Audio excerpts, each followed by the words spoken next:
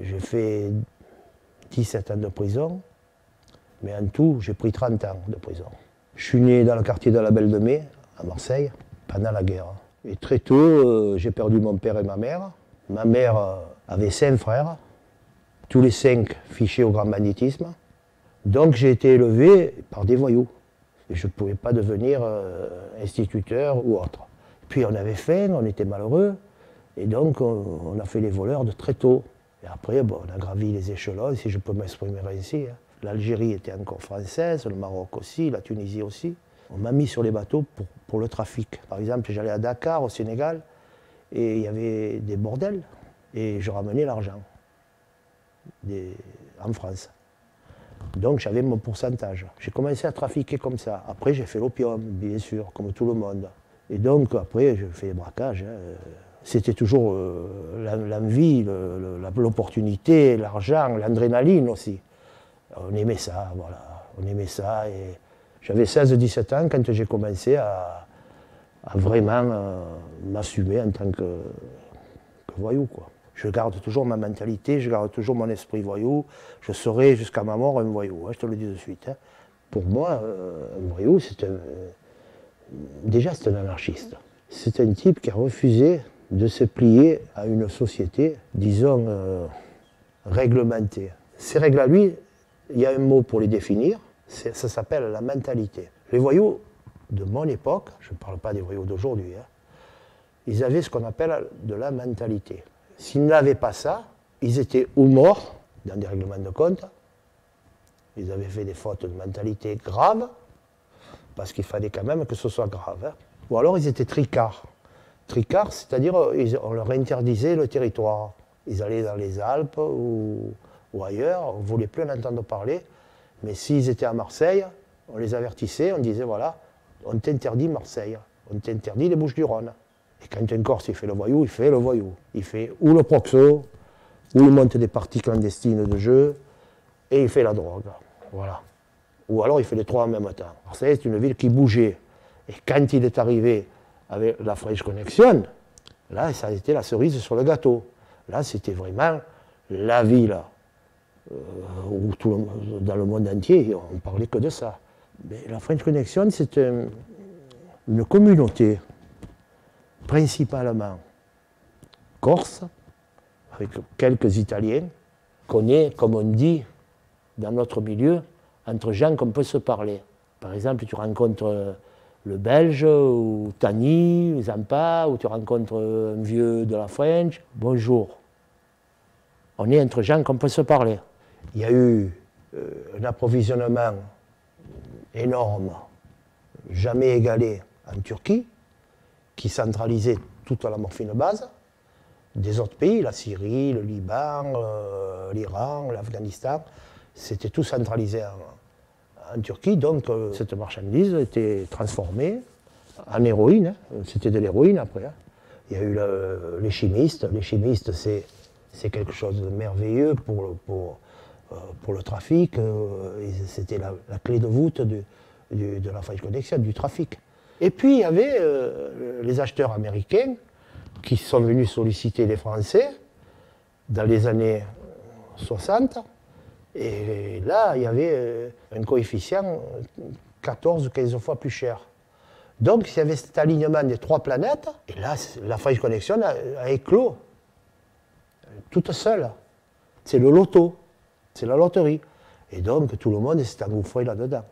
Je suis rentré dans la French Connection en allant chercher de la morphine base. Et j'ai dû ramener peut-être 5-6 tonnes. Là, j'étais estimé par les vieux de la French Connection, parce que j'ai été 23 fois en Turquie. Mon domaine, c'était de discuter avec le Turc, le prix, la qualité, le timing. Là. Il fallait me livrer tel jour pour que je puisse la donner tel jour. Bon, tout trafiquant connaît ça. Mais il y avait aussi le passage. Le passage, c'était Istanbul, Marseille. Et donc, je calculais comment je pouvais faire. Ou les voitures. Il faut savoir qu'en Turquie, il n'y avait qu'une marque de voiture. C'était l'Anadol. Et j'ai même eu des sénateurs turcs, 2, qui m'ont mené de la marchandise dans des Anadol. J'ai eu aussi, la Turquie a 2 bateaux, comme aujourd'hui les Costa Croisière, tout ça, là, avec le truc de l'époque. Hein. Un, il s'appelle le lac de Nice, l'autre, il s'appelait le Carat de Nice. Donc, j'avais le commandant du bateau qui me menait la marchandise jusqu'à Naples. Parce qu'il faisait plein de ports en Méditerranée. Il faisait Marseille aussi. Mais il faisait Naples, Marseille, il faisait le Pirée à Athènes, il faisait Barcelone, il faisait... Enfin. Mais moi, à Naples, c'était mon jardin. Autant à Marseille, j'avais un risque à prendre, autant à Naples, j'avais aucun risque. Pourquoi? Parce que j'avais envoyé des jeunes, des gens, des amis à moi, des bons amis à moi, qui étaient condamnés à mort ici, parce qu'ils avaient fait des braquages, ils avaient laissé ou une empreinte, ou ils étaient balancés par un autre. Bon, je les avais envoyés en Italie, parce que l'Italie avait supprimé la peine de mort. Donc, quand on partait en Italie, on ne pouvait pas être extradé. Donc, moi, connaissant des gens italiens, des camorristes ou des mafiosi, je les envoyais recueillir, que les gens les recueillaient. Et moi, à Naples, quand je débarquais les marchandises, ces gens, ils me protégeaient. Ils avaient ce qu'il fallait sur eux et la marchandise, elle le débarquait tranquille. Après, bon, je montais dans le nord de l'Italie, je la fixais, et après, j'avais un couple, un gentil couple, qui avait besoin d'argent pour s'installer, des jeunes mariés, quoi, avec une immatriculation ou suisse ou monégasque, des immatriculations, on n'arrête pas ça. Les flics ils disent genre, Monaco, ils n'ont pas trafiqué la drogue. Voilà. Italie, France. Et là, alors, c'était du beurre. Hein. Après, ils me laissaient la voiture à un endroit et moi, je la prenais, je la rentrais au labo. Voilà. J'avais plusieurs procédés. Il y avait des cartes de touristes. Là, alors, c'était du beurre aussi. Là, ça rentrait à coup de 300 kilos. J'ai toujours eu un esprit inventif pour faire arriver cette marchandise. Et j'ai jamais eu 1 kilo d'arrêté. Jamais. Et voilà, et puis j'avais ma part et c'était bien, quoi. Le kilo de morphine base valait 1 000 €, le chimiste valait 500 €, donc le kilo d'héroïne revenait à 1 500 €. Il était vendu 13 ou 14 000 €, 10 fois plus cher, aux États-Unis. Cette marchandise était toujours au sommet, hein, sinon les Américains la renvoyaient. Et c'est pour ça que l'héroïne marseillaise, c'était la meilleure héroïne du monde. Il n'y a jamais eu l'équivalent. Et il n'y en aura jamais. Le monde entier, on ne parlait que de ça. Il y avait des congrès en Amérique où on parlait de Marseille. D'ailleurs, les Américains ils sont venus ici. Nixon, il a envoyé des gens de la DEA, du FBI, de trucs pour arrêter tout ça. Nous resserrons tous les jours davantage notre coopération entre la police des États-Unis et la police française. Et une saisie spectaculaire de morphine base a été faite. 450 kilos, c'est là un grand succès. Bon, ça nous a fait rigoler parce qu'on les voyait arriver avec leurs gros sabots de loin. Il y avait beaucoup de gens à Marseille qui travaillaient honnêtement, qui avaient leurs activités, leur quotidien, tout ça et tout, mais qui étaient associés avec la French Connection. On n'est pas que des voyous. On ne peut pas faire les choses que nous, que entre nous. On est obligé d'avoir des comparses, des boîtes aux lettres. Et par exemple, il y avait des camionneurs qui travaillaient à Fos-sur-Mer, dans les entreprises de la chimie. Là. Ils partaient avec leur camion, ils s'envoyaient dans un fossé exprès, un faux accident, et il y avait les mecs qui prenaient les bonbonnes d'anhydride acétique. Lui, il a eu l'accident, l'anhydre est parti dans le champ, là. C'est pas vrai. Et lui, il touchait de l'argent.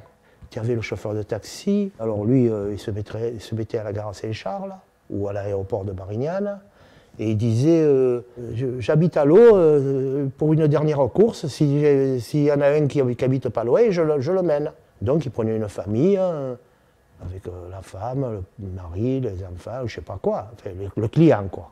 Il montait le client, à l'eau, tout ça, pour pas tomber sur un barrage. On n'arrête pas un taxi avec des clients. Mais il avait 200 loquis dans la malle. La French Connection était, disons, faisait partie du paysage. Tout le monde y trouvait son compte. Allez. Au départ, on veut sortir de sa condition. C'est vrai. C'est vrai. On se dit, moi, je ne peux pas me payer une 4L. Si je fais ça, je vais me payer la Porsche. Et quand le cendrier sera plein de la Porsche, je change, je prends une autre Porsche. Voilà, on est aveuglé par le matérialisme, la consommation, le consumérisme. Et on se dit, on passe de Caribab, si là, on est riche d'un coup. Au départ, il y a ça. Mais après, une fois qu'on a l'argent, on peut s'arrêter. On peut dire, maintenant j'ai atteint mon but. Eh bien, on ne s'arrête pas. On est encore plus motivé.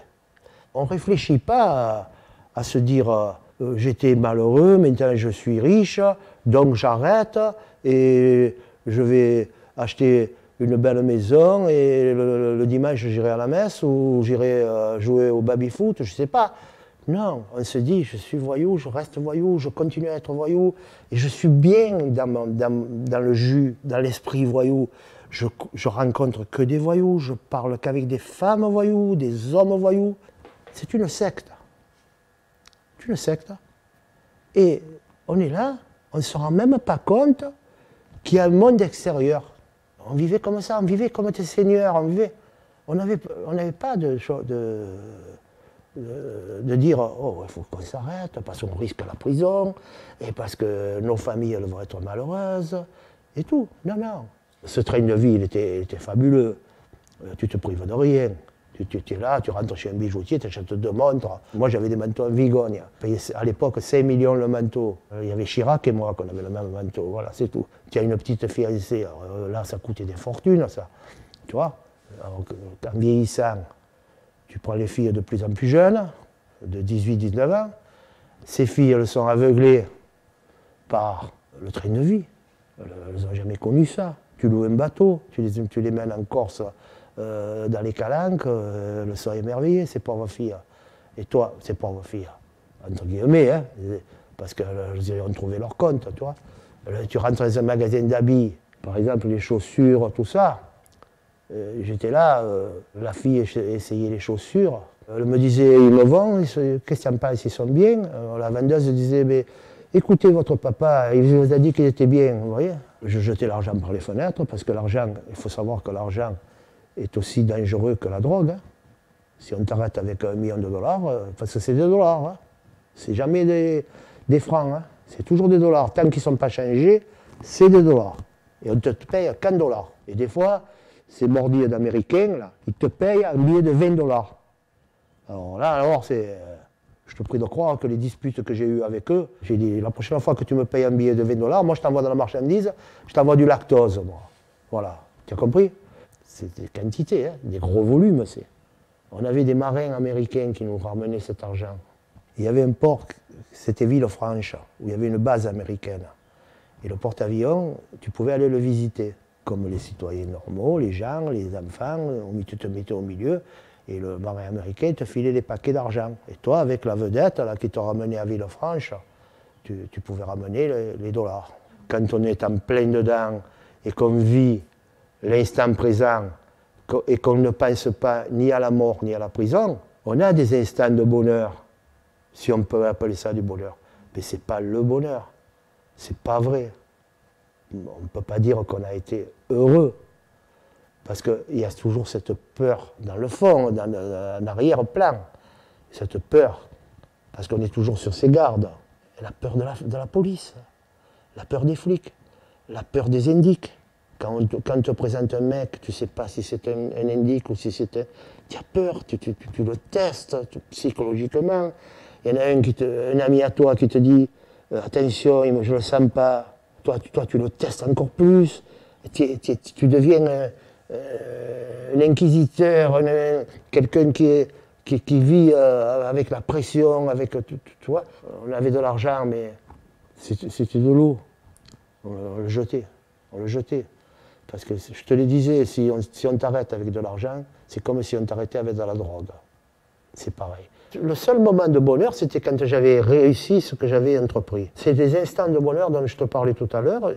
J'avais réussi ce que j'avais entrepris, donc j'avais cet instant de bonheur, mais ce n'était pas pour l'argent, c'était d'avoir éludé, sauté, réussi toutes les difficultés, et je me retrouvais avec cet argent, avec mes amis, et avec la sécurité. C'est fini, j'avais plus l'angoisse d'être arrêté, de la police, ou d'une chasse aux trappes d'un voyou concurrent. Et tu vis avec cette angoisse de l'arrestation. Et quand on t'arrête, tu dis ouf, au moins c'est fini. Je vais pouvoir me défendre, je vais pouvoir argumenter, je vais pouvoir savoir ce qu'on me veut exactement, je vais pouvoir savoir ce qu'ils ont contre moi. Parce que bon, il y a trop de choses, tu fais trop de choses, tu ne sais pas ce qu'ils ont contre toi. Tant t'arrêtes pour un vol de voiture que tu as fait il y a 2 ans. On m'a arrêté le 28 août. Ben, j'étais aux îles du Levant, j'avais une maison, on vivait nus, hein, tout nus. Et donc, je sens quelque chose, mais il pleut à torrent. Et donc, je ne peux pas monter au village chercher le journal. Mais sur le journal, ils avaient déjà arrêté tout le monde. Il y avait 30 personnes en Sicile et 30 personnes en France. Moi, donc, j'aurais pu me sauver, là. Là, il ne me retrouve plus, hein, je te le dis. Hein. 2 jours après, là, quand il ne pleut plus, le matin, 6 heures, je relève la tête et je me vois des mecs habillés. Je croyais que c'était des gens qui venaient pour me tuer. Moi, qu'est-ce que je fais? Je pars en courant dans la colline, et il y en a un qui me fait le rubis. Il me dit, Milou, ne bouge pas, ne bouge pas. C'est la police. Ah, j'ai dit, c'est la police, je suis content. J'ai dit, putain, je suis innocent. Hein, tu commences, il m'a dit. Tu commences par là. J'ai rien fait, donc si c'est la police, enfin, c'est bien. Et ils m'ont fait habiller, ils m'ont pris le bateau, l'oiseau des îles, là. Ils m'ont mené au Lavandou. Là, ils étaient 7 ou 8. Et ils m'ont mené en garde à vue. J'ai fait 4 jours de garde à vue. Et ils m'ont dit, on t'interdit de parler. On va te poser qu'une question. Nom, prénom, âge, tout ça et tout. Mais tu ne parles pas. Pourquoi? J'ai dit, je suis innocent, je ne parle pas. Il m'a dit, justement, c'est pour ça qu'on t'interdit de parler. Parce que si on te pose des questions, tu vas nous embrouiller. On sait qui tu es. Hein, depuis l'âge de 14 ans, on te connaît. Donc, parle pas, tu parleras au juge. Donc, j'ai eu affaire à ce monsieur, le juge Michel. Lui, j'ai dit, qu'est-ce que je fais là, monsieur le juge? Il m'a dit, faites rien, vous allez prendre 15 ans. J'ai dit, pourquoi 15 ans? Qu'est-ce que c'est ce chiffre? C'est vous qui me jugez. Vous êtes juge d'instruction. Vous n'êtes pas juge président de chambre, vous. Chaque fois que j'ouvre la bouche, il me disait 15 ans. Je passe un tribunal, je prends 15 ans. D'ailleurs, ils nous font passer un correctionnel pour nous condamner, même sans preuve. Tu vois? Parce que si on est condamné, si on est passé aux assises par le peuple français, on est tous acquittés. Moi, il n'y a pas un gramme, il n'y a rien. Moi, je parle au juge, au juré. Crois-moi, au bout de 4-5 jours, le juré, je te le fais pleurer, la femme, hein, je te le dis. Hein, ça va, quoi. Entre-temps, il se fait tuer, ce mec. L'immeuble du Corbusier, dans le 6e arrondissement de Marseille. Il est 13 h. En bas, la contre-allée du boulevard Michelet. Un motard coiffé d'un casque blanc s'arrête à un feu rouge. Il est rejoint par une autre moto sur laquelle sont assis 2 jeunes gens. 3 coups de feu retentissent. Le juge d'instruction Pierre Michel est atteint de 3 balles de 11,43, dont 2 à la tête et 1 dans le thorax. La mort est instantanée. C'était soi-disant moi qui avait été susceptible d'avoir donné l'ordre de faire tuer ce mec. Alors que j'ai rien à voir, moi. Bon, il ne me pesait pas sur l'estomac, je m'en fous de lui. Un juge, il ne peut pas te dire, bonjour monsieur, je vous déroule le tapis rouge, vous voulez du chocolat? Non, c'est un juge, il t'insulte et tout, merci. Il n'était pas condamné par le milieu, le juge Michel. Il était haï par le milieu, mais il n'était pas, on n'y avait pas mis un contrat dessus, il n'était pas condamné. Il aurait pu finir procureur à Marseille ou à Paris, et puis c'était fini, quoi. Il y a eu d'autres juges d'instruction qui étaient 10 fois plus durs que le juge Michel, qui étaient même de mauvaise foi, qui étaient menteurs, qui étaient... Ben, ils sont vivants, hein, ils sont morts de leur belle mort. Moi, je peux comprendre qu'il y ait des gens qui aient une sorte de fantasme parce qu'ils ne savent pas... Ils n'ont pas les tenants, les aboutissants, ils ne savent pas ce qu'on vit, ils ne savent pas ce qu'on fait, ils ne savent pas qu'est-ce qu'on a fait. Ils voient que la surface, ils voient que l'attitude, mais ils ne savent pas ce que le grand Dédé l'a fait. Ils ne savent pas ce que moi j'ai fait, ils ne savent pas ce que Tani Zampa il a fait. Tant il a fait des choses qu'il ne fallait pas faire. Mais Zampa, c'était un mec d'origine italienne, qui était dans un clan où il n'y avait que des Italiens, français, hein, qui était très puissant, mais il avait un problème psychologique, ce mec. Il était mal dans sa peau, il a fait beaucoup d'erreurs. Mais il avait cette espèce de... Il avait la faculté que quand il était dehors, quand il n'était pas en prison, parce qu'il n'a pas beaucoup fait de prison, il a fait 11 ans ou 12 ans, hein, c'est tout. Hein. Bon, Mais quand il n'était pas en prison, il était brillant. Il fallait voir. Il était beau, il était un prince, il se faisait présenter les artistes comme Alain Delon, tout ça. Les gens, même les petits voyous, même les voyous que je connaissais, même des amis à moi, il y a le grand par-ci, Zampa par-là. Mais si tu grattes le vernis, je te le dis, zéro. C'était que de la parade. Il avait cette faculté de réunir des gens et de les envoyer au charbon et de prendre une part. Mais quand il fallait aller à la guerre, quand il fallait aller au braquage, quand il fallait aller... Il était bidon. Moi, je le connaissais d'enfance. C'était un maquereau au départ. Il faisait le mac. Je le rencontrais souvent. Il savait qu'on avait partagé des sous. C'est-à-dire que dans une part, on était 11. Et lui, il était. Mais il savait que je ne l'aimais pas. D'ailleurs, il me l'a dit. Il me l'a dit plusieurs fois. Toi, tu ne m'aimes pas, hein, tout ça et tout. Tu sais. Ouais. J'ai dit, moi, je ne te déteste pas. Il y avait des gros différends. Ça s'est résolu de la meilleure des façons. Disons, éliminer Zampa et les 80 ou 120 soldats qu'il avait avec lui. De toute façon, ça ne pouvait finir que comme ça. Tu ne peux pas raisonnablement faire ce que j'ai fait moi toute une vie sans avoir des problèmes. Et comme je suis toujours vivant, c'est comme on dit chez nous, garde-toi, je me garde. Si tu as un problème avec quelqu'un qui est de ta condition, qui est aussi capable que toi, qui est peut-être même plus dur que toi, il faut aller au bout des choses, parce que sinon, tu vas finir par te faire tuer. Tu sais que lui, il ne passera pas. Donc toi, il faut que tu prennes les devants. Je te le dis et je te le redis. Je ne peux pas, moi, faire le voyou pendant tant d'années et ne pas avoir eu des problèmes. Nous, il y avait des guerres. Les guerres, c'était entre clans. Et quand un des deux clans gagnait la guerre, on avait 3-4 années de repos. Ou alors il y avait un mec qui tuait un autre mec, mais rarement. C'était pas comme aujourd'hui. C'était pas le feu, c'était pas... non. On passait sur beaucoup de choses. Nous. Avant de tuer un mec, on faisait... Oh là là. Mais quand il y avait la guerre, non. La guerre, on passait rien. Quand moi, par exemple, j'étais dans un clan, je rencontrais un du clan inverse, même que je ne le connaissais pas, il fallait le tuer. Voilà. C'était un ennemi. Et puis, c'était pas la même façon de tuer. C'était pas les mêmes règlements de compte.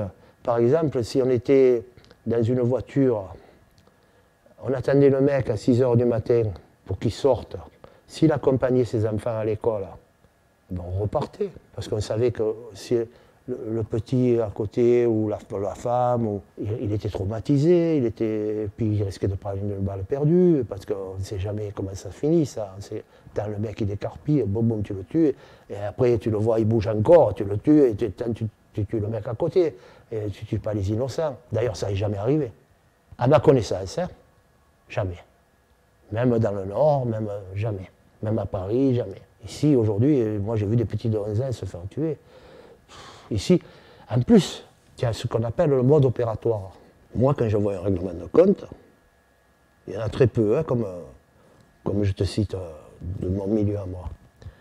Si je vois des pistolets, des calibres, des automatiques, des barilets, des pistolets, des 15 coups par exemple, eh bien, je sais à peu près d'où ça vient, le mode opératoire. Mais quand je vois les Kalachnikov, un voyou, il n'a jamais employé une Kalachnikov. Ça n'existe pas, la Kalachnikov. C'est une arme destructrice, c'est une arme... Tu ne la tiens pas. Alors, ils ont des bras comme ça, ils ont 18 ans, et ils ont des Kalachnikov dans la main.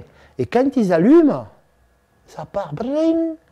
D'ailleurs, ça leur plaît, hein, ils se prennent tous pour Scarface.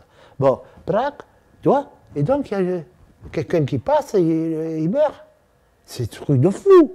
Moi, je dis qu'aujourd'hui, les jeunes qui, malheureusement, n'ont pas assez de recul, d'intelligence, d'analyse, de voir les choses comme elles sont, d'avoir au moins un gramme d'équilibre, de se dire attention.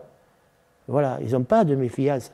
Et quand ils voient un mec qui a réussi dans le grand banditisme, et ils se disent, moi aussi je peux devenir comme lui, et c'est très dangereux, parce qu'ils ne savent pas le chemin qu'il y a entre cette personne et eux. Après la French Connection, il y a eu ce qu'on appelle le voyou à l'américaine, à l'italienne, à l'italo-américain. Et bizarrement, ça s'est un peu, disons, délité dans la mesure où on a accepté des choses qu'on n'aurait pas acceptées à l'époque. Il faut savoir qu'à l'époque, c'était dur. Par exemple, l'homosexuel, c'était interdit de faire le voyou. Ils n'avaient pas compris qu'un mec qui est homosexuel, il est aussi voyou qu'un mec hétérosexuel. Les vrais voyous, les vieux voyous, ils disaient, oui, on le respecte, oui, on lui dit bonjour, mais il ne fera jamais le voyou. Il ne mettra jamais les pieds dans le bar que je fréquente. Et bizarrement, après, les voyous intelligents, ils ont dit, mais c'est ridicule. Qu'est-ce que c'est ce truc de paysan, de berger, de rétrograde? Et ils ont accepté, disons, je parle des homosexuels, comment je peux parler, par exemple, un escroc, un type qui faisait des chèques, c'était pas un voyou. Un Mac, un proxénète, c'était pas un voyou. On prenait l'argent des Macs. Nous, on faisait le Mac sur des Macs. On est passé du voyou, vraiment, le mec, il passait sur rien. Et après, on acceptait petit des trucs. Les maquereaux sont venus, les escrocs sont venus, les homosexuels sont venus. Et après, et à mesure, ça se délite, ça part. Et les jeunes d'aujourd'hui, ils regardent que ces gens-là. D'ailleurs, ils regardent que l'argent. Hein. Si tu es riche et que tu as balancé ta mère, eh bien, eux, ils disent tu es mort de mec, quoi.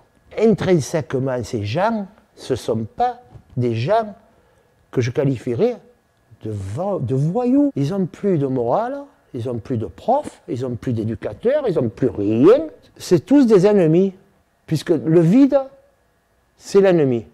Alors moi, quand j'ai rencontré les jeunes à la Belle de Mai, je leur ai dit, moi, je vous respecte. Et je vous demande qu'une chose. Si vous faites les voyous, faites les voyous. Mais ne faites pas n'importe quoi. Si vous faites n'importe quoi, vous n'êtes pas des voyous. Vous êtes des crapules. Et tu sais ce que c'est qu'un voyou? C'est le contraire d'une crapule. Moi, dans ce milieu, je ne mettrai jamais plus les pieds. Je mettrai les pieds que si le milieu il redevient mon milieu. Et aujourd'hui, ce n'est pas mon milieu.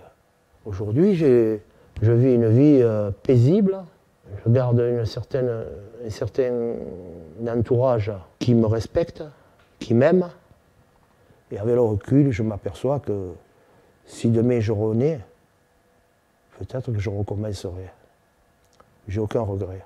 C'est bête à dire, mais c'est le fond de ma pensée. Donc je ne suis pas menteur, je dis j'ai aucun regret.